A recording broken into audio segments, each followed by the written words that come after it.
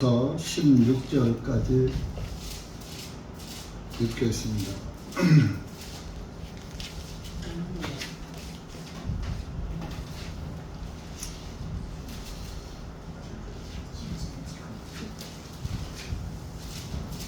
열왕기상 17장 1절입니다. 시작. 이에 기르앗의 거주민들에 속한 디벳 사람 엘리야가 아합에게 내가 그분 앞에 서서 섬기는 이스라엘의 주 하나님께서 살아계시느냐 나의 말에 의하지 아니하고는 수년 동안 이슬도 내리지 아니하였고 비도 오지 아니하리라 하니라. 주님의 말씀이 엘리야에게 임하여 말씀하시되 너는 여기서 떠나 동쪽으로 향하여 요르단 앞에 있는 그리 시내가에 숨고 너는 그 시내의 물을 마시라. 내가 까마귀들에게 거기서 너를 먹이도록 명령하였느니라 하시므로 이에 그가 가서 주님의 말씀대로 행하니 그가 가서 요르단 앞에 있는 그리 시내가에 머물렀는데 까마귀들이 아침에 빵과 고기를 저녁에도 빵과 고기를 그에게 가져왔으며 그가 시내 물을 마셨더니 얼마 후에 그 땅에 비가 내리지 아니하므로 그 시내 물이 마르니라. 그때 주님의 말씀이 그에게 임하여 말씀하시되 너는 일어나 시돈에 속한 사르밧으로 가서 거기서 거하라. 보라 내가 거기에 있는 한 과부 여자에게 너를 부양하도록 명령하였느니라 하시므로 이에 그가 일어나 사르밧으로 가니라. 그가 그 성읍의 문에 이르니 보라 한 과부가 거기에서 나뭇가지들을 줍고 있었으므로 그가 그녀를 불러 말하되 내가 청하노니 그릇에 물 좀 가져와서 나로 하여금 마시게 하라 하니 그녀가 물을 가지러 갈 때에 그가 그녀를 불러 말하기를 내가 청하노니 네 손에 빵 한 조각을 내게 가져오라 하니 이에 그녀가 말하기를 주 당신의 하나님께서 살아계시면 내게는 빵이 없고 통 속에 가루 한 줌과 병 속에 기름이 조금 있을 뿐이니이다. 보소서 그러므로 내가 2개의 나뭇가지들을 주워 가지고 가서 나와 내 아들을 위하여 음식을 요리하여 우리가 먹고 죽으려 하나이다 하네. 엘리야가 그녀에게 말하기를 두려워하지 말고 가서 네가 말한 대로 행하라. 그러나 나를 위하여 먼저 작은 빵 하나를 만들어 내게 가져온 후에 너와 네 아들을 위하여 만들라. 이스라엘의 주 하나님께서 이같이 말씀하시되 주가 땅 위에 비를 보내는 날까지 통에 가루도 다하지 아니하고 기름병도 비지 아니하리라 하셨느니라 하니 그 여자가 가서 엘리야의 말대로 하며 그 여자와 엘리야와 그녀의 집안이 여러 날을 먹었으나 엘리야를 통하여 하신 주님의 말씀대로 통에 가루도 다하지 아니하고 기름병도 피지 아니하였더라. 기도하시겠습니다.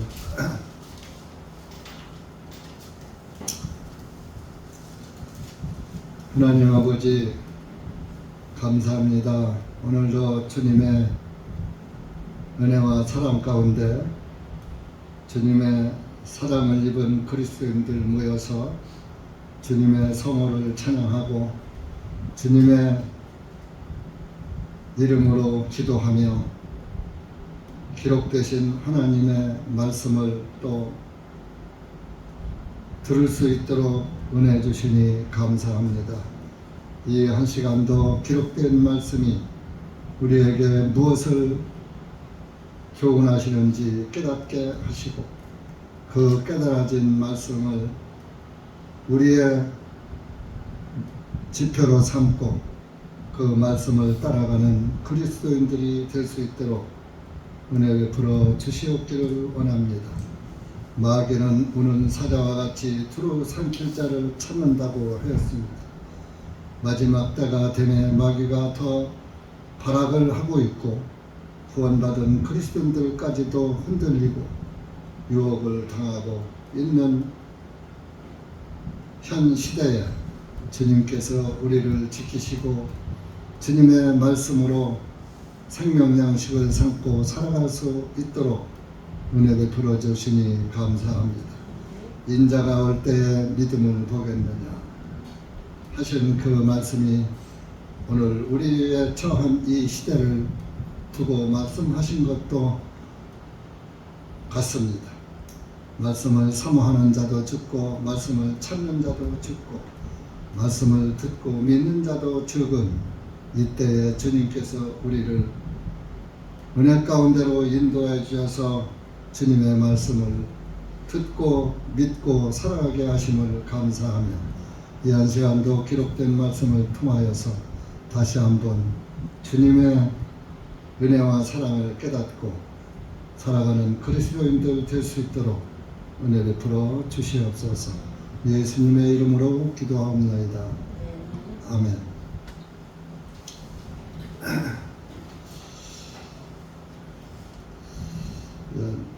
날씨가 좀 서늘해졌죠. 이제 9월 달도 이제 오늘 내일이면 9월도 다 하고 10월은 단풍철이 되겠는데 이렇게 날이 그간에 더워가지고 가을이 있을런지 모르겠습니다. 그러나 이르기는 변덕을 부릴지라도 하나님의 말씀은 변덕이 없습니다. 어제나 오늘이나 동일하신 것이 하나님의 말씀입니다. 시대는 바뀌어집니다. 시대는 바뀌어져서 사람의 그 생활 양식도 바꿔집니다. 그러나 하나님의 말씀은 바꿔지지 않습니다. 우리나라 그 속담에 그런 말이 있습니다. 성인도 종시속이라. 뭐냐? 성인이라고. 성인 뭐 4대 성인 이런 거예요. 그 성인들도 그때의 풍속을 따라야지 된다. 그런 말이 있어요. 그러니까 시대를 따라가라 그런 얘기예요. 그래서 세상 말은 시대를 따라가라고 합니다. 그러나 하나님의 말씀은 시대를 따라가지 않아요. 하나님의 말씀은 누구의 말? 창조주의 말씀인데 시대의 흐름도 창조주께서 운영하시는 거예요. 일기가 변하고 이상 기온이 생기고 한다 할지라도 그것도 다 하나님의 섭리 가운데서 돌아가는 것이다 이겁니다. 그래서 이 성경은 기록된 지가 벌써 3,500년 전에 기록이 되어가지고 또 이제 신약 성경은 뭐 그렇게 안 됐죠. 한 2,000년 됐다고 보면 되겠죠. 그렇지만은 성경은 변치 않습니다. 왜? 진리는 변하지 않는 것입니다. 여러분들이 하나님의 말씀 안에 살다 보면은 불이 타고나다 이런 소리도 들을 수 있어요. 현 시대에 안 맞거든요. 그러나 하나님의 사람들은 하나님의 자녀입니다. 하나님은 말씀의 하나님입니다. 그래서 말씀의 하나님의 자녀는 또 말씀의 자녀들인 것입니다.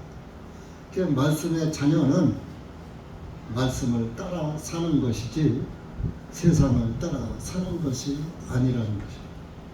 그래서 하나님의 말씀의 자녀와 마귀의 자녀가 다른 것입니다.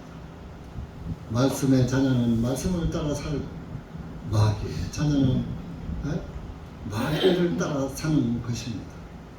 여러분들이 누구의 자녀인가 하는 여러분들이 스스로 나의 아버지가 누구고 나를 낳으신 분이 누구고 그것을 여러분들이 잘 분대를 한다면 그분을 따라 사는 것입니다. 우리나라 그 속담에 피는 못 속여 그러죠. 우리도 예수님의 피로 다시 태어난 그리스도인들 아니에요? 이제 그리스도의 피를 부정할 수 없죠. 그 피가 뭐를 의미합니까? 죄사함을 의미하고 복음을 의미하는 것이죠. 복음을 떠나서는 못 사는 겁니다. 물고기가 물을 떠나면 살 수가 없는 것입니다. 물고기가 물을 떠나서 밖으로 나오면 어떻게 됩니까? 죽습니다. 그리스도인이 말씀을 떠나면 죽는 거예요. 여러분들 착각을 많이들 하셔요. 한 번 구원받은 건 영원한데 구원받았는데 왜 죽어? 왜 멸망해? 구원받은 사람은 말씀의 물 밖으로 나가질 않아요. 물 밖으로 나가는 고기, 물 안에서는 잘 살아있지만 물 밖으로 나가면 죽잖아요. 그러니까 구원을 받았어도 그 받은 사람은 물 밖으로 나가지를 않는 거예요. 그런 걸 우리가 잘 오해 없이 잘 믿어야지 됩니다. 오늘 말씀은 이제 엘리야 선지자 때의 말씀입니다. 이때는 아합 왕이 이스라엘을 다스릴 때인데 아합 왕은 그 바알신 숭배자였어요. 또 아합 왕의 왕은 이세벨이라는 여자였었죠. 그래서 그 이세벨은 또 엣바알의 딸이에요. 이세벨의 아버지의 이름이 또 참 그 이름이 굉장히 중요해요. 이름이 엣바알이에요. 엣바알의 딸이 이세벨. 그러니까 자기 아버지의 그 신앙을 쫓아 사는 그런 여자를 아합 왕이 아내로 맞이해서 살다 보니까 바알신을 믿을 수밖에 없죠. 그래서 그때 당시에 하나님의 선지자들은 다 잡아 죽이고, 그래서 그리스도인들 하나님 믿는 사람들은 다 죽이고, 그래서 그 엘리야 선지자는 하나님의 선지자 아닙니까? 그래서 참 그 엘리야 선지자는 기적의 선지자라고 그래요. 그리고 담대하게 하나님의 선지자의 역할을 또 했던 사람이에요. 그러다 보니까 하나님께서 지키시는 거예요. 그래서 이제 하나님께서 엘리야를 살리려고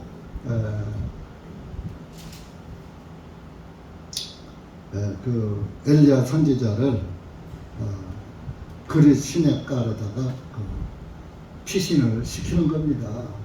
1절에 보면은 그 디셉 사람 엘리야가 이제 떠나면서 아합 왕에게 말을 합니다. 내가 섬기는 이스라엘의 하나님께서 살아계시다. 그 하나님이 나와 함께 하신다. 나의 말에 의하지 아니하고는 수년 동안 이슬도 내리지 아니하겠고 비도 오지 아니할 것이다. 그런 말을 하고 이제 아합 왕에게서 이제 피해서 시냇가로 가죠.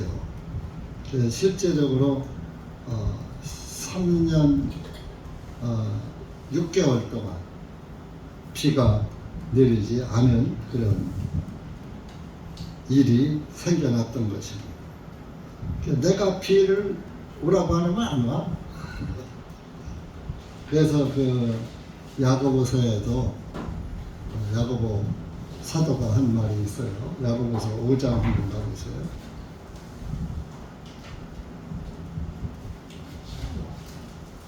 야고보서 5장 1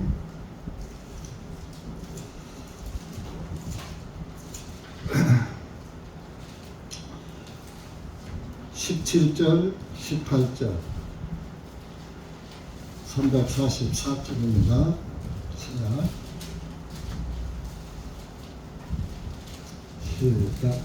엘리야는 우리와 같은 본성을 지닌 사람으로서 비가 내리지 아니하기를 간절히 기도드렸더니 그 땅에 3년 6개월 동안 비가 내리지 아니하였고 그가 다시 기도드렸더니 하늘이 비를 내려주어 그 땅이 열매를 내었느니라. 여기 3년 6개월이라고 나와 있죠. 오늘 열왕기상 17절은 수년 동안, 수년은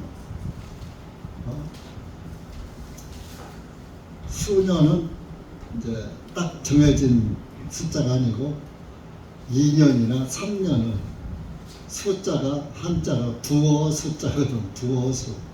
그러니까 둘이나 셋을 가리키는 거. 그러니까 둘 이상을 수년이라고 하는 거.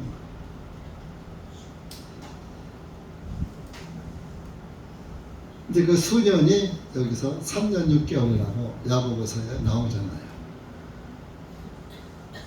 그래서 이 비를 내리게 하는 것도 하나님의 섭리 가운데 비가 내린다. 에레미야 14장도 한번 가보시죠.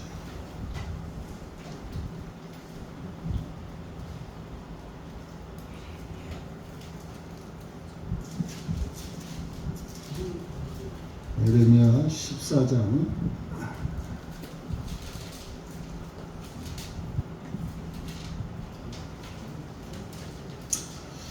22절입니다. 952쪽입니다.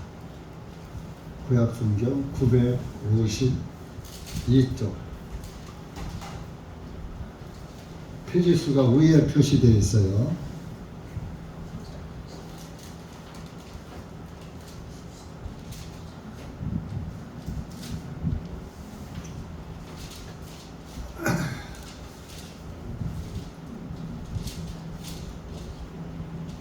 여러분들 집에 가서 성경을 좀 핸드폰 보지 말고 성경을 많이 봐요. 그러면 성경을 잘 찾아요.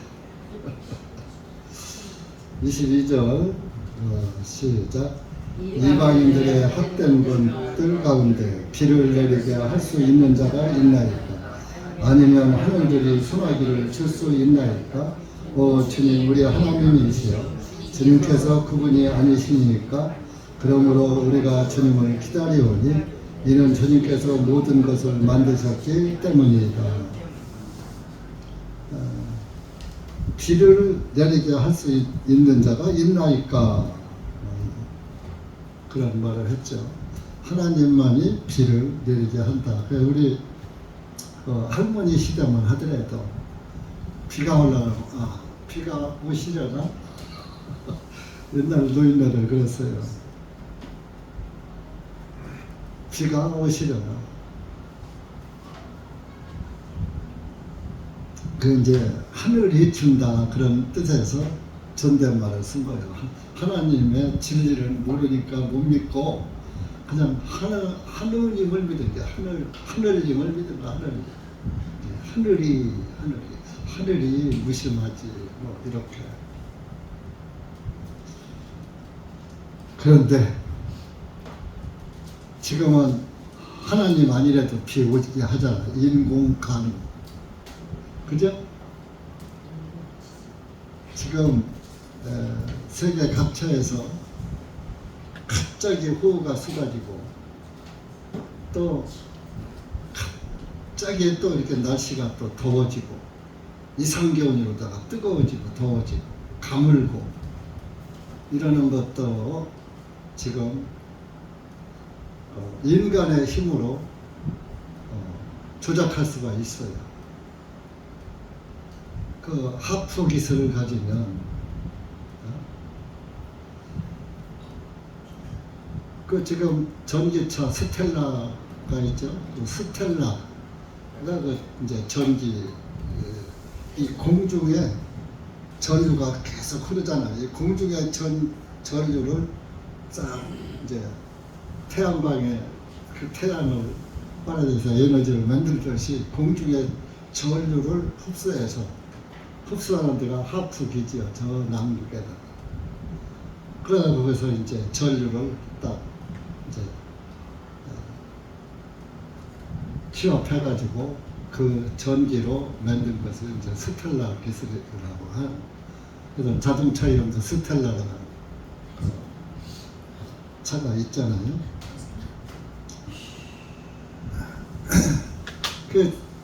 그 스텔라의 그 전기를 가지고 조작하는 걸 하프 기술이라고 하는데, 피를 오게도 하고, 가물게도 하고, 태풍이 불게도 하고, 그렇게 지금 과학이 발달됐어요.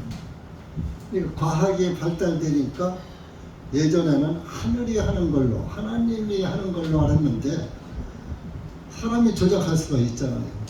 인공가구가 되고, 가물게도 하고, 태풍도 불게 하고, 갑자기 호우도 그냥 몇백 미리씩 퍼부을 수가 있고, 이렇게 하나님을 이제 무시하는 거거든요, 사람들이. 우리가 과학적으로 이렇게 하잖아. 하나님은 하는 게, 하나님 별거 아니야. 하나님을 못 믿게 만드는. 그러니까 현대 과학에 배운 사람들은 하나님을 믿어요, 안 믿어요? 안 믿는 거야. 그래서 옛날에는 천동설인데 지금은 지동설, 과학이 지동설을 말하잖아요. 그러니까 학생들이고 누구든지 천동설을 안 믿어요. 다 지동설을 믿는 거예요.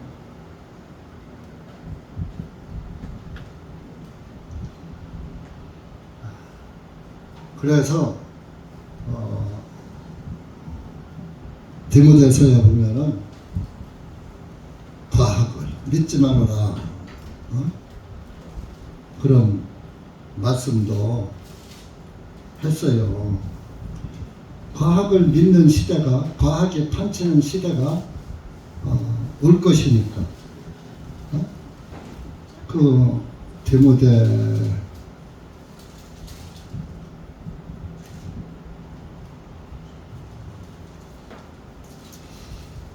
전서에 있나?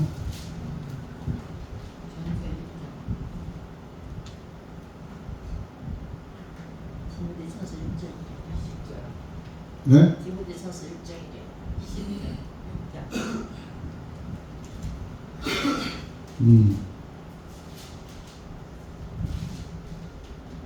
네. 디모데 전서 6장 20절. 디모데 전서 끝에요. 가끔 헷갈려서. 20절 시작. 오 디모데야, 내게 맡겨진 것들을 지키되 불경스럽고 헛된 말 장난과 거짓되게 과학이라 불리는 것에 반론들을 피하라. 과학은 하나님의 말씀을 반론한다. 그래서 이것을 피하라. 사도 바울이 디모데에게 편지에 이렇게 쓴 거예요. 먼저 쓴 것이 전서고 뒤에 쓴 것이 후서죠. 그래서 이 불경스럽고 헛된 말 장난과 거짓되게, 과학이 거짓되다 이런 얘기죠. 지금 2000년 전에 쓴 그 바울의 편지예요. 그러니까 바울이 자기 생각을 쓴 게 아니라 성령님의 감동함을 입어서 하나님의 영으로 쓴 거예요. 그래서 성경으로 편집이 된 거예요.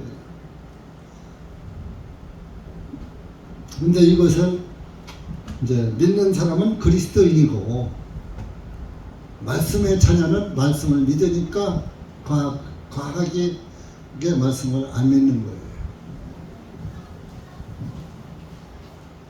그래서 이렇게 이 엘리야 시대는 과학이라는 것이 그렇게 발전이 안 됐으니까 하나님이 비를 안 주면은 안 주는 거예요.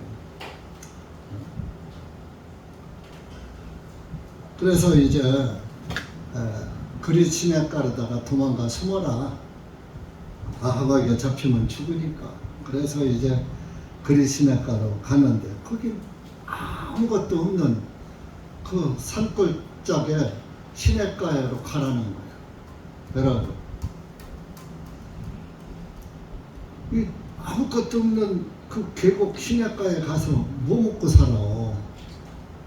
여러분 생각해봐요. 여러분들 보고서 대전 살지 말고 저 지리산 골짜기 무인지경에 가서 살아. 저 태백산 골짜기 어디 가서 살아. 가봤어요? 거기 가서 뭐 먹고 살아? 아무것도 없는 데 가서 뭐 먹고서 굶어 죽으라고 걸로 보냈냐고. 안 갈 거예요. 근데 엘리야 선지자는 하나님 말씀에 순종했어요. 왜? 물론 하나님의 선지자도 이제 하나님의 성령님께서 같이 하나님의 영이 함께 하시고, 그러니까 그 영에 이끌려서 갈 수밖에 없는 거예요. 마음이 그를 향하는 거예요. 그러니까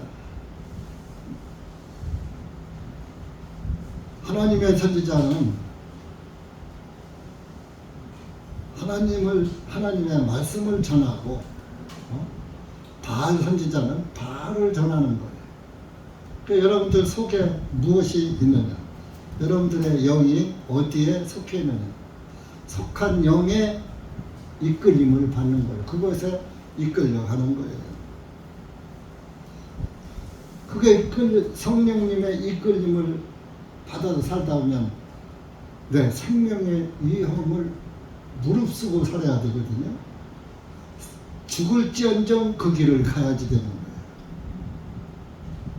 근데 이제 하나님의 영이 아니고서는 절대 그 길을 못 가죠.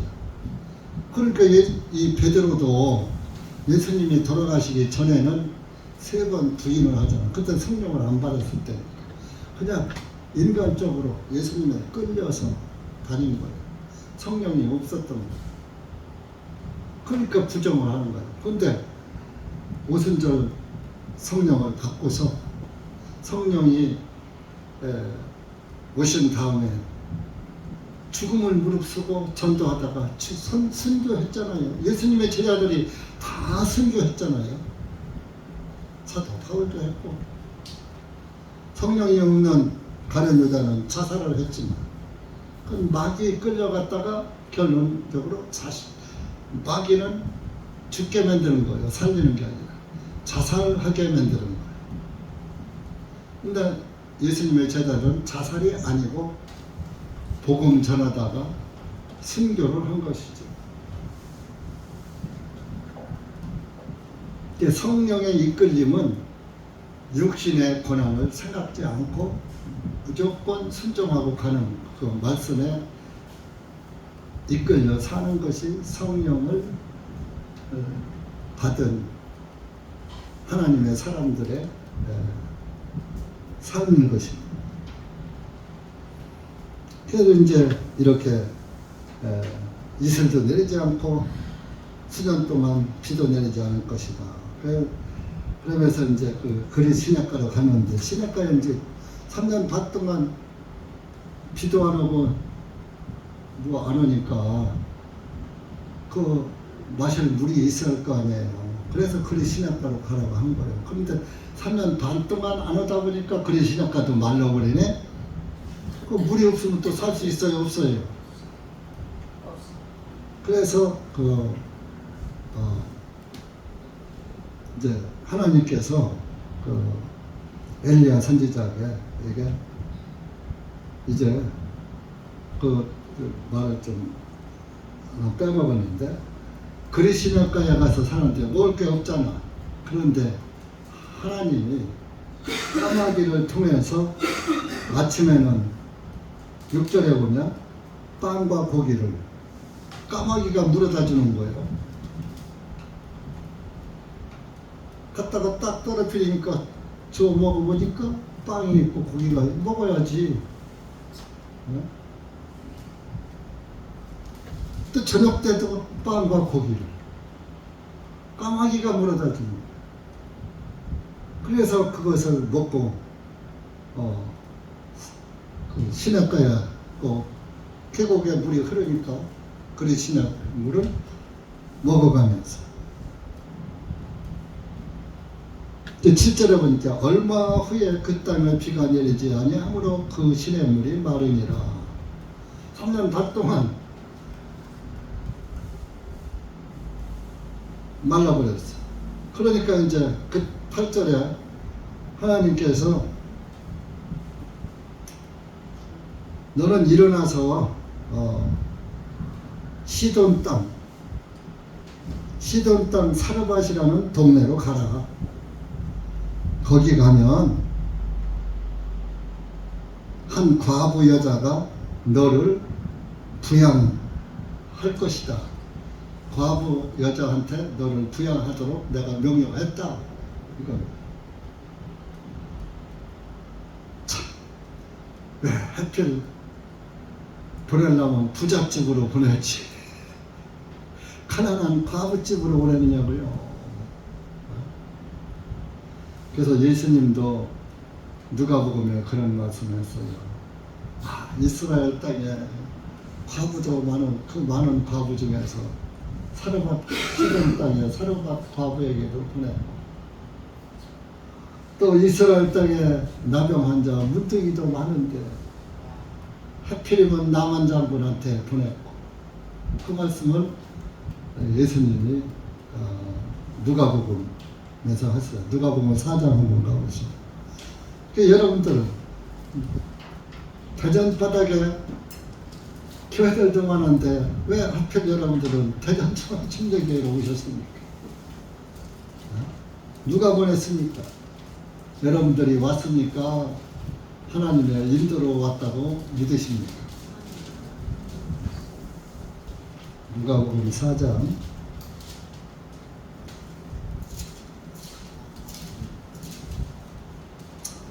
25절 89페이지입니다. 신약 25절부터 27절까지 읽으세요. 시작.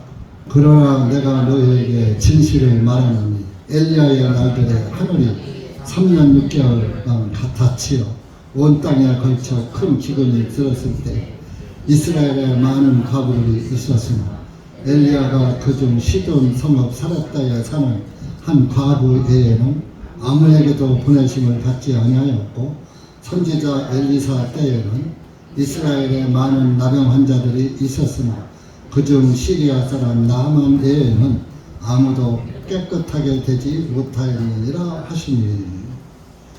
이렇게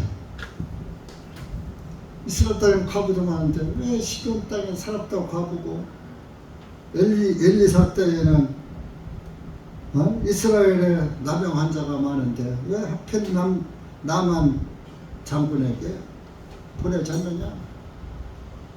나만 장군만 문둥병에서 나섰고 사렙다 과부 그 여자만 엘리야를 대접하고 부양했다. 여러분들 예수님을 잘 섬길 수 있는 은혜를 받은 거 감사하십시오.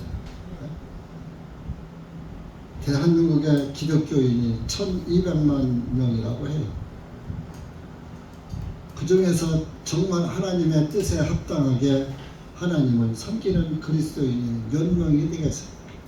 그 중에 내가 하나에 속했다는 큰 영광 아니에요? 근데 그 영광을 몰라. 뭐에 가려서? 세상 영광에 가려서 하나님의 영광을 모릅니다.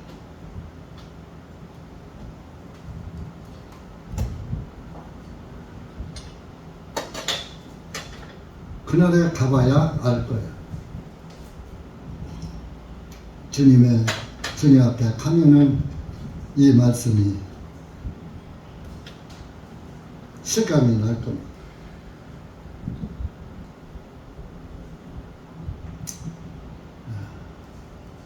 욥기도 한번 보세요. 욥기 5장 10편 앞에 있죠. 욥기 5장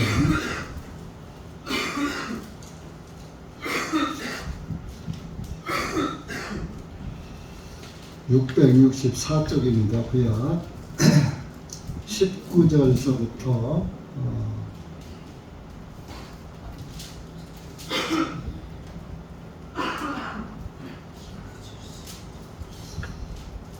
21절까지 시작. 그분께서 6가지 고난들 속에서 너를 건져주시며 참으로 7 고난 중에서도 악이 너를 건드리지 못하게 하시리라. 기간 중에 그분은 너를 죽음에서 구속하실 것이며 전쟁 중에도 칼의 권세로부터 구속하시리라. 네가 혀의 채찍을 피하여 숨게 될 것이며 멸망이 닥칠 때에도 그것을 무서워하지 아니하리라. 내가 멸망과 기근을 비웃을 것이며 땅의 짐승들을 무서워하지 아니하리니. 이렇게 하나님께서 너를 그렇게 지킬 것이다. 6가지 고난, 7가지 고난이 너를 건드리지 못하고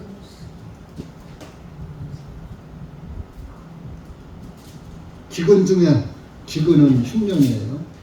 기근 중에서도 너를 건져주실 것이고 전쟁이 날지라도 칼의 권세로부터 구속하시리라. 전쟁에서도 살게 한다. 그러니까 너는 멸망이 닥쳐도, 세상 멸망이 닥쳐도 그 멸망을 무서워하지 않을 것이다. 예수님과 함께 하시면 구원받은 그리스도인들은 하나님이 함께 하시고 지켜주신다. 그러니까 인간의 방법으로 이 멸망을 피하려고 해봤자 피할 수도 없고, 그래서 우리의 피난처는 예수님밖에 없는 거예요. 도피성 살인자라도 도피성 안으로 도망가서 숨으면, 도피성 안에 들어가면, 도피성 안에 있을 때는 그 사람을 죽이지 못해요. 그런데 그 도피성에서 나오면 죽여도 죄가 안 되는 거예요. 그럼 언제까지 있느냐? 자기를 지켜주는, 그 도피성을 지키는 그 도피성으로 들어가 숨어 있을 때에 그 당시에 대제사장이 죽으면은 나와도 돼요. 근데 대제사장이 살아있는 동안은 나오면 안 돼요. 그러면 지금 우리의 대제사장은 누구십니까? 네? 예수님이잖아요. 그러면 예수님이 대제사장 역할이 끝날 때까지는 예수 그리스도 안에 있어야지 돼요. 구원 안에 머물러 있어야 돼요. 그런데 아직 대제사장 역할을 지금 예수님이 하고 계시는데 도피성에서 나왔다. 그럼 대제사장은 뭐요? 이거 살인자는 죽여야지 돼갖고 죽어야지. 그러니까 예수님이 대제사장 역할이 끝나면 뭐요? 그때에 구원받은 그리스도인들, 네? 정말로 이제 그 예수님이 재림하시고 죄 가운데서 죽은 사람이나 믿는 사람들이 다 변화돼서 영생에 들어간단 말이에요. 그러니까 나와도, 대제사장이 죽은 다음에 나와도 안 죽여. 죽지 않아. 그러니까 뭐예요? 예수님의 대제사장 역할이 끝나면 영생에 들어가는 거예요. 꼭 도피성 안에 머무르지 않아도 죽지 않고 사는 거예요. 예수 그리스도 안에서 삶이 이렇게, 네? 영구 보존해 주는 거예요, 우리를. 네? 근데 이런 예수님을 안 믿고 뭘 믿는지 모르겠어요. 네?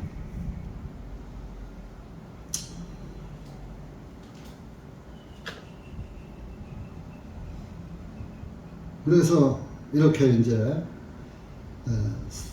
그 사르밧으로 갔어요.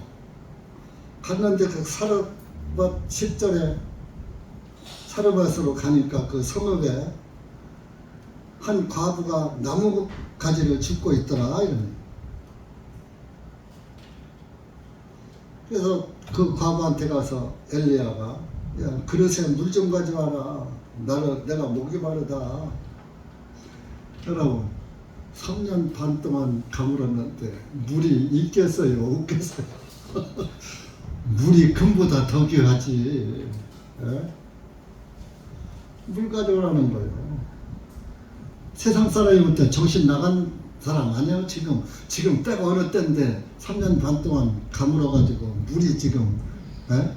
먹고 죽을 애도 없는데 물 갖다 내가 목마르니까 물 좀 가져오라는 거예요.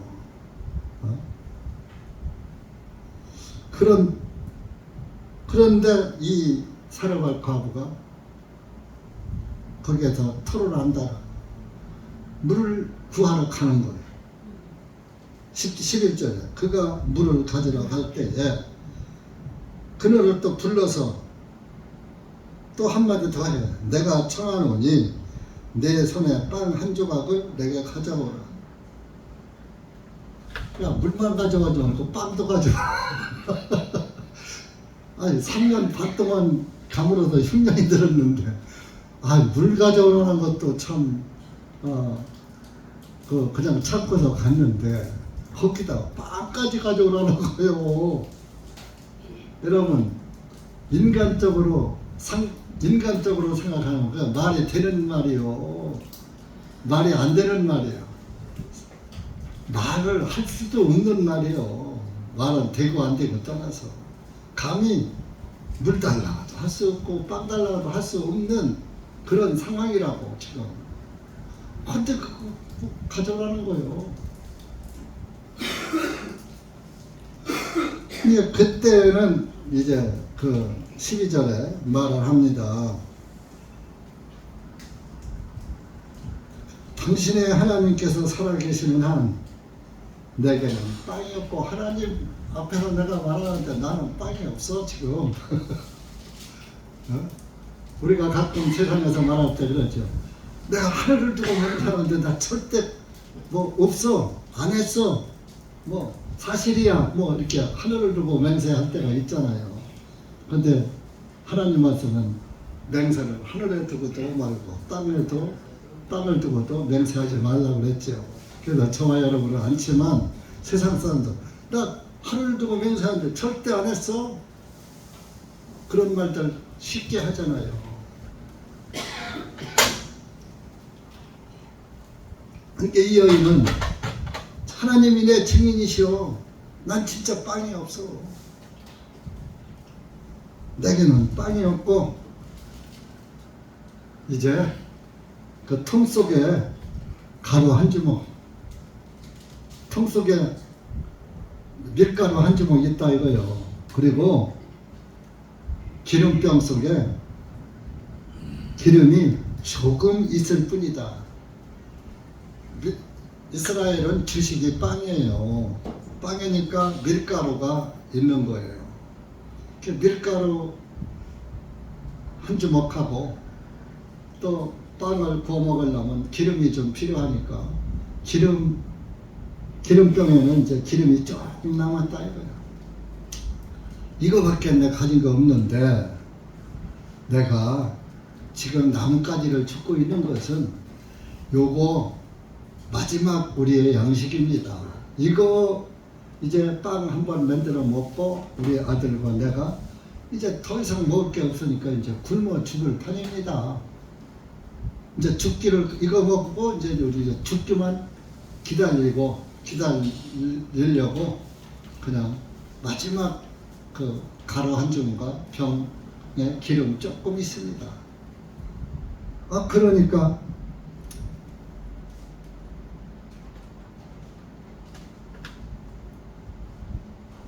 엘리야가 뭐라 그래요?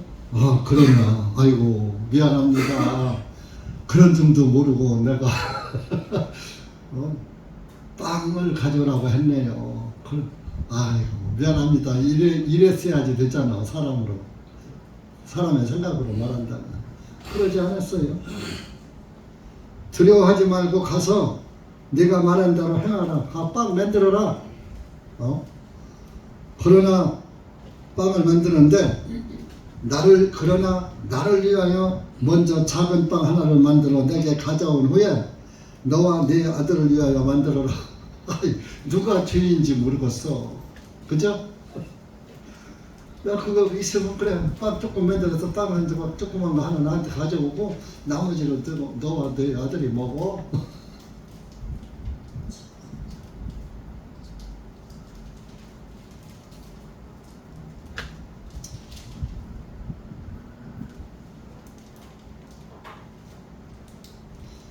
그러면서 14절에 한 말씀을 하십니다. 이스라엘의 하나님께서 말씀하시는데 주가 땅 위에 비를 보내는 날까지 통의 가루도 다하지 아니하고 기름병도 비워지지 아니할 것이다 라고 하셨다. 그렇게 가서 염려 말고 와서 빵 만들어 와.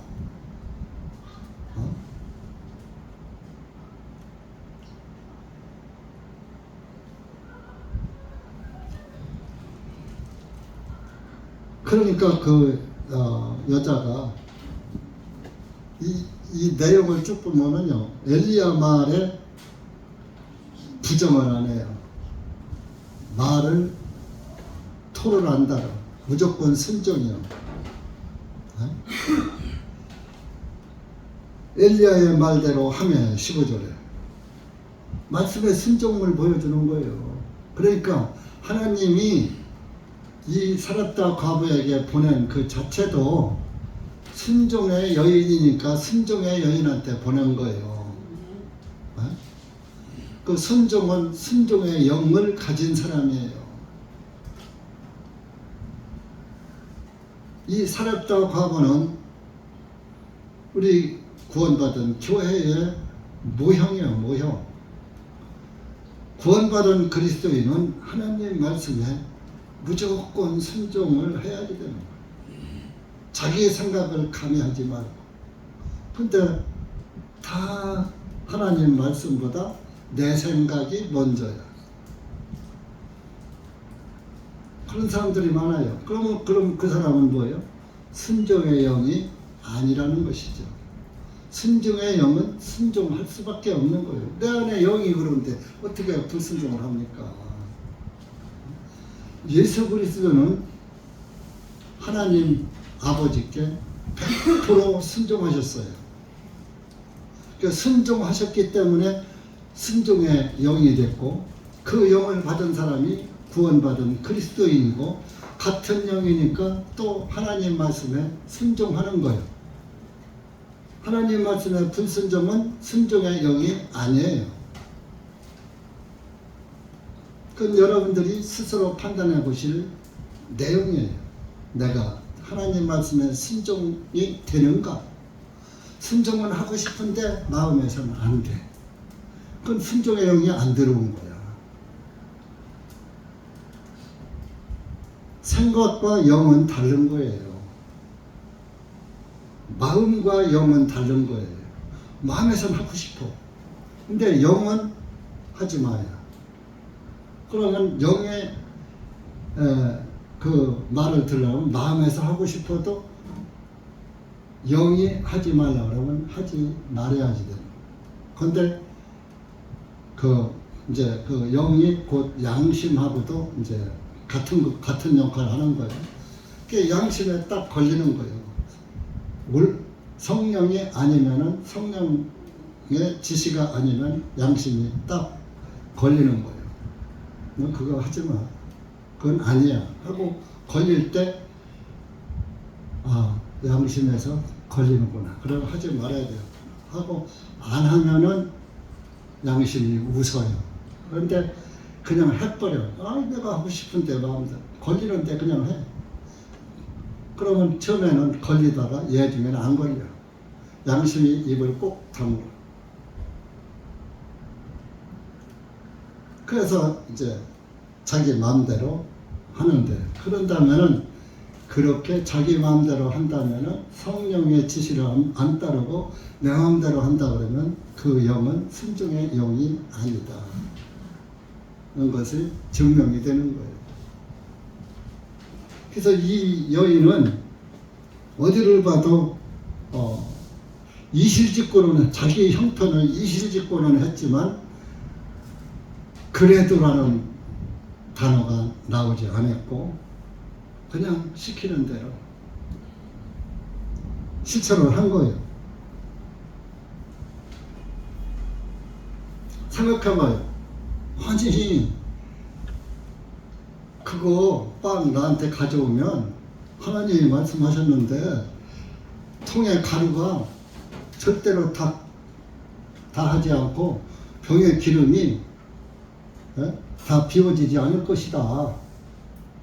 하나님이 그랬어. 그러면 그거 조금 믿어집니까? 사람으로 생각으로. 마지막 다 먹어. 여러분들 쌀떡에 있는 거 쌀 마지막 다 밥을 해먹고 나면은 해서 나한테 알지도 못하는 하나님의 선지자라는 사람이라고 하면서 와가지고 그거 나한테 가져와. 그럼 하나님이 또 채워주실 거야. 이렇게 하면 여러분들 아이고 아멘 하고 그 갖다가 줄 사람 별로 없어요. 제가 그 창세기 22장 그 이삭을 번제예물로 바치는 그 창세기 말씀 있잖아요. 아브라함. 그 말씀을 전하고 나니까 어떤 형제가 그래요. 아이고 목사님 나는요 내 아들을 번제예물로 바치라고 그러면은 못 바칠 것 같아요. 솔직한 심정이었었죠. 그래서 제가 그럼 구약이니까 구약 시대니까 그런 명령을 하셨죠. 지금은 그런 명령 안 하셔. 그냥 그렇게 답변을 해줬어요. 실제적으로 독자 100살에 난 아들 독자를 번제예물로 바치기가 쉽지 않지요. 그때는 아직 그것은 번제예물이 예수 그리스도의 모형이지만 지금 예수님이 실체로 다 임하셨고 다 성취되셨는데 내 아들 번제예물로 바치라고 하실 필요 있어요? 없어요? 농담도 그런 농담 안 하시죠.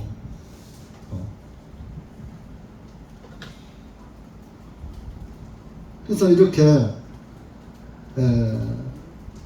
실제적으로 16절 보니까 그걸 해서 엘리야에게 갖다가 다 엘리야에도 주고 자기 아들과 자기도 먹었어요. 먹고 나니까 엘리야의 말대로 16절에 주님의 말씀대로 통에 가루도 다하지 아니하고 기름병도 비지 아니하였더라. 기름병도 다 비워지지 않고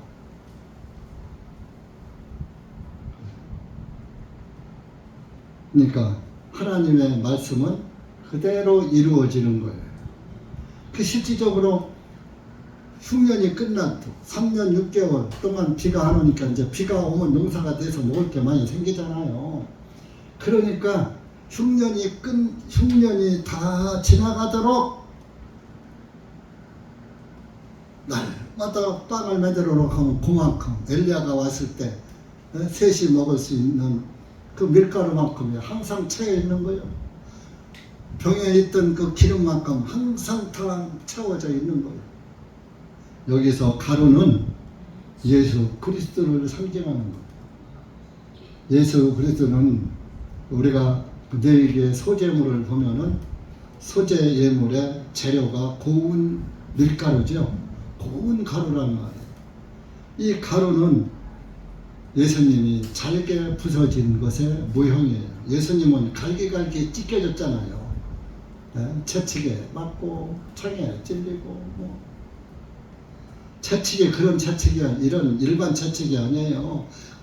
옛날에는 그 가죽으로 된 채찍에다가 짐승의 날카로운 뼈나 쇠꼬챙이 같은 거 다 거기다 끼워가지고 그걸로다가 내려치면은 촥 감긴단 말이에요. 그걸 낚아채면은 살이 점점이 떨어지는 거예요. 그래서 율법에는 40대를 때리게 돼 있는데 노마법에 노예는 120대를 때리게 돼 있는 거예요. 그렇게 노마법에 의해서 예수님은 돌아가니까 120대에 채찍을 맞은 거예요. 여러분, 이 맨살에 옷도 다 벗겨졌잖아요. 옷도 벗겼잖아요. 예수님의 옷도. 그 맨 몸에다가 그 120대의 그 쇠꼬챙이나 날카로운 뼈들이 박혀있는 채찍 120대를 맞았다고 생각을 해보셔요. 어디 성한 구석 한 군데나 있겠어요? 거기다가 머리에는 가시관을 씌웠지요. 그러니까 나무에 달려서 좌우편 강도와 함께 나무에 달았는데 예수님은 채찍에 맞고 피를 많이 흘렸으니까 기진할 대로 기진한 상태에 달렸으니까 금방 돌아가신 거예요. 근데 좌우편 강도들은 한 대도 안 맞았잖아요. 안 맞고 나무에 달렸으니까 얼른 죽여서 장사를 지내야지 되는데 안 죽으니까 쌩 다리를 꺾어서 죽게 만드는 거예요. 예수님도 꺾으려고 하니까 이미 운명하셨더라 돌아가신 거예요. 그래서 예수님의 다리는 꺾이질 않았어요. 그래서 시편에 그 뼈를 보호하셨다. 하나도 꺾이지 않았다. 그 말씀이 이루어진 거예요. 성경은 여러분들이 깨닫지 못해서 그렇지 신구약이 오차가 없이 싹 구약의 말씀이 신약에서 다 이루어지는 거예요. 그게 이루어지지 않으면 그것은 성경이 아니에요. 하나님의 말씀도 아닌 거예요. 그래서 선지자의 말이 이루어지지 않으면 그것은 하나님의 말씀이 아니고 그 사람이 자기가 한 말이다. 그런 말씀이 있잖아요. 그렇듯이 성경은 이루어지고 구약의 문제집이라면 신약이 답안지요. 신약에서 답안지 역할을 해서 구약의 이 말씀을 신약 예수님이 이렇게 이루었다 하고 신약이 증거를 하는 거예요. 신약이 증거 서류예요. 그래서 예수님의 제자들한테 너희는 땅 끝까지 이르러 내 증인이 되라고 그랬잖아요. 신약을 누가 썼어요? 증인들이 쓴 게 신약이요. 신약 성경. 예수님의 제자들이 쓴 거 아닙니까? 네?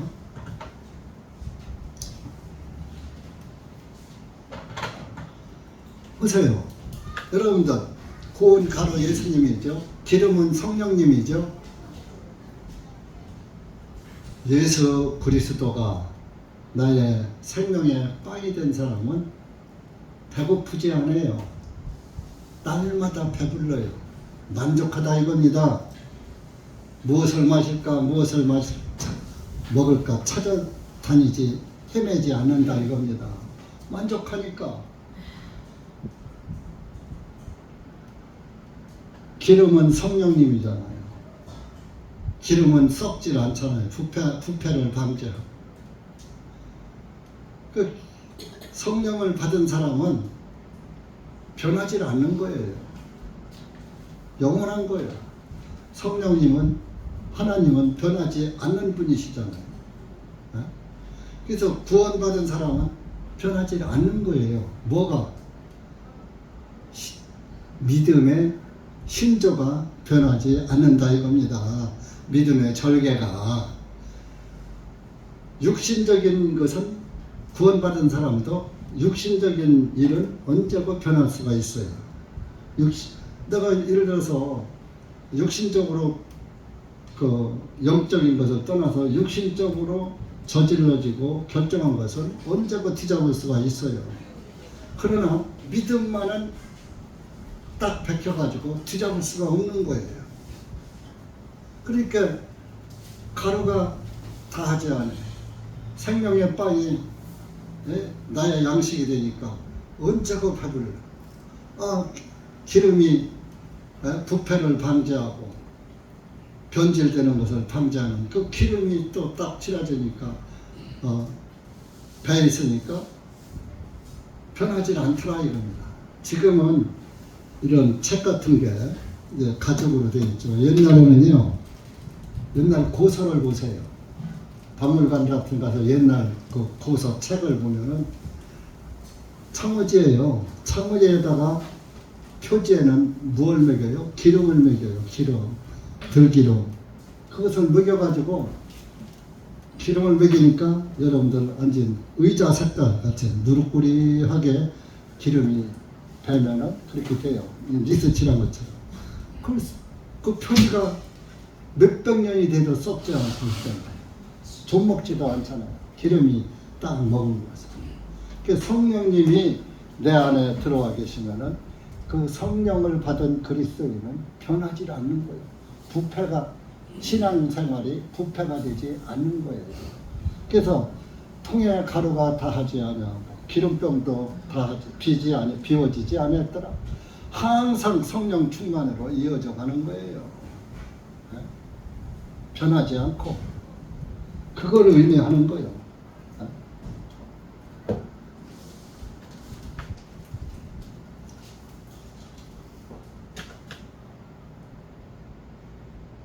주님의 말씀대로 통에 가루도 다하지 않아 기름병도 비지 아니하였다. 변질이 안 되고 항상 풍족하고 배부르고. 그래서 이렇게 선지자를 대접하니까 그 여인은 사렙다 과부의 모자는 흉년을 잘 넘겼지요. 먹고 나면 또 채워주고 먹고 나면 또 채워주고. 누가 채워주죠? 하나님이 채워주죠.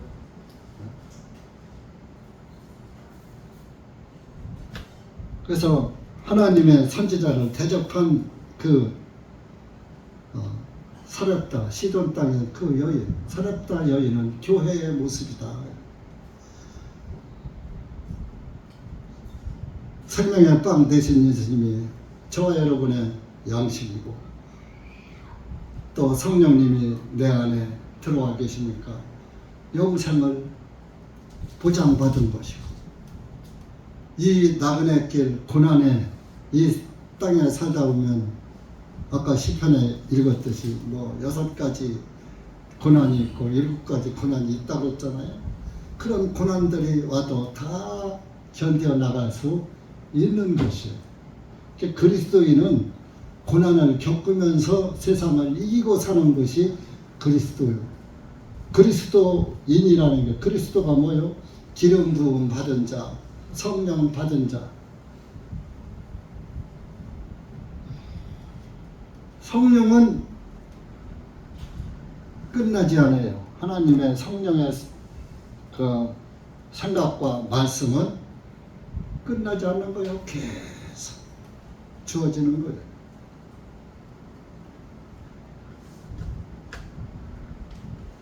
그래서 이제 그 하나님의 선지자 대접한 사람 이렇게 흉년을 잘 넘기고 통에 가루도 다하지 않고 병에 기름도 비지 않더라 하듯이 하나님의 교회의 연보 생활, 감사 생활 하는 것도 그렇다 해서 고린도 후서에 사도 바울이 고린도 교회에다가 연보의 삶을 또 말씀을 해놓은 거예요.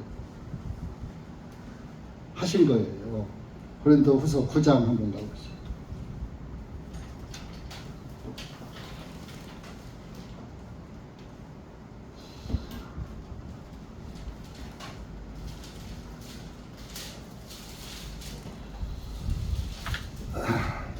고린도후서 9장 5절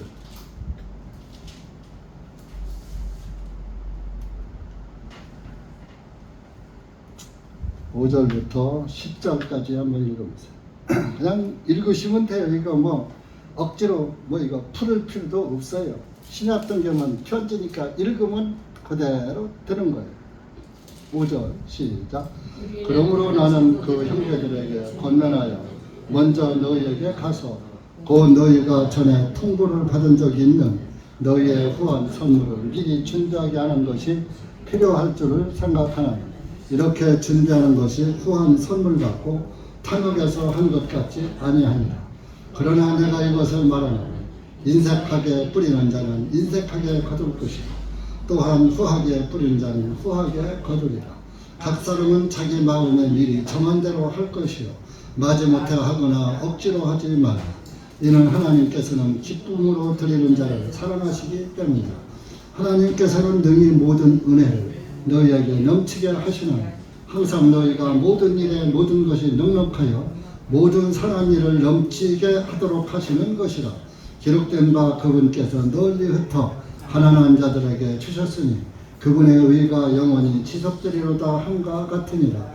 이제 씨 뿌리는 자에게 씨앗을 공급하시는 분께서 너희 양식을 위해 빵도 공급하시며 또한 너희가 뿌린 씨를 번성하게 하시고 너희의 의의 열매를 풍성하게 하시리라. 그러니까 고린도 교회에다가 연보 같은 거 그런 거 이제 선물로 표시했어요. 너희의 후한 선물을 미리 준비하는 것이 필요한 줄. 그 연보할 때도 그냥 허겁지겁 하지만 미리 준비해서 하라 그러니. 네? 또 6절에는 너무 인색하게 뿌리는 자는 인색하게 거둘 것이고 후하게 뿌리는 자는 후하게 거두리라. 많이 심은 자는 많이 거둘 것이고 적게 심은 자는 적게 거둘 것이다. 뭐 이런. 그러니까 하나님한테는 하나님께 드리는 것은 마지못하거나 억지로 하지 말아라. 하나님은 기쁨으로 드리는 자를 기뻐하신다 하면서 이제 10절에는 씨앗을 가지고 얘기한 거죠. 그래서 하나님의 선지자를 이렇게 잘 대접한 사렙도 가부,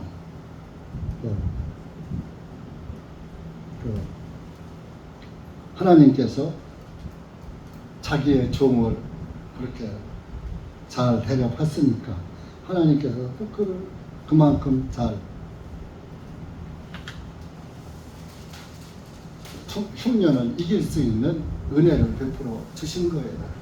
그러니까 하나님한테는 하나님이 우리에게 구원도 공짜로 주셨는데 하나님께서 자기를 위해서 드리는 자들에게 더 좋은 것으로 갚지 않으시겠어요? 그래서 이제 사도 바울도 디모데서에게 이제 디모데 편지할 때 이 같은 말씀을 첨부하셨어요. 디모데 전서 5장 가보세요.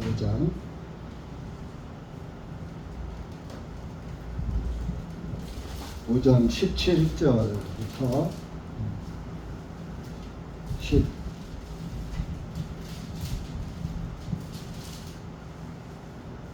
20절까지 시작. 잘 다스리는 장로들을 2배나 존경하되 특별히 말씀과 교리에 수고하는 장로들에게 그리할 것입니다. 이는 성경 기록이 말씀하시기를 너는 곡식을 밟아 떠난 소에게 망을 씌우지 말지니라 하였고 일꾼이 자기 품삯을 받는 것은 마땅함이니라 하셨기 때문에 장로에 대적하는 고발은 두세 증인들 앞에서가 아니면 받지 말 것이요 죄를 짓는 자들은 모든 사람들 앞에서 책망하여 다른 사람들도 두려워하게 하라. 여기 이제 장로가 지금으로 말하면 이제 목사예요. 성경에 목사라는 단어는 없어요. 그래서 장로, 감독, 이제 에베소서에 목사가 한번 나오는데 원래 원문에는 목자예요. 목자. 놈자자 붙이기가 뭐하니까 그래도 말씀을 가르치는 사람이니까 스승사자를 붙여준 거예요. 의역을 한 겁니다. 그래서 어떤 사이비들은 목사를 세우지 않고 장로를 세워서 장로가 말씀도 전하고 뭐 이렇게 하는데 원래 장로가 목사고 감독이고 다 그런 것입니다. 그래서 여기 잘 다스리는 장로라고 그랬고 말씀과 교리에 수고하는 장로라고 했잖아요. 그 말씀 전하는 장로가 목사예요. 목사 따로 있고 장로 따로 있는 것 그거 성경적이 아니에요. 우리 대전중앙 침례교회 장로는 한상철이가 되는 거예요. 목사라는 단어를 굳이 안 쓴다면. 그러면 대전중앙 침례교회 목자는 되는 거죠. 그러니까 우리 킨자에서 셰프야, 셰프. 셰프가 뭐요? 먹이는 자녀, 요리사, 보고 셰프라고도 하잖아요. 저 요리사고. 그러니까 하나님의 말씀을 요리해서 먹여주는 자가 이게 이제 목자인데 하나님의 말씀을 풀어주고 가르치니까 스승사자 붙여도 잘못된 건 없어요. 잘 가르치는 장로라고 그랬죠. 잘 다스리는 장로. 그래서 여기뿐이 아니라 뭐 다른 데도 그 말씀 수고하는 그런 잘 대접하라, 좋은 것을 함께 나누라, 뭐 이런 말들이 신약 성경에 많이 있는데 제가 그런 말씀은 여러분들이 읽고 그냥 깨달으라고 많이 전하지 않아요. 왜? 나를 대접해달라고 하는 것 같아서. 그런 뜻은 아닌데 성경이니까 여러분들이 그 말씀은 또 순종하고 이렇게 말씀 안에서 살아가는 것은 하나님의 기뻐하시는 것입니다. 기도합시다. 하나님 아버지 감사합니다. 오늘 우리가 열왕기상 17장 말씀을 보면서 다시 한번 이 말씀의 기근 시대에 처한 우리들을 보면서 다시 한번 주님의 그 지키심과 인도하심을 보았습니다. 여기 고개 숙인 사랑하는 우리 형제 자매님들 주님께서 기억하시고 이 말씀의 기근 시대에 하나님의 말씀으로 만족을 얻고 성령님의 인도하심을 따라가는 그리스도인들이 될 수 있도록 은혜를 베풀어 주시옵기를 간절히 원하옵고 이 한 시간 온전히 주님께 감사하오며 예수님의 이름으로 기도합니다. 아멘.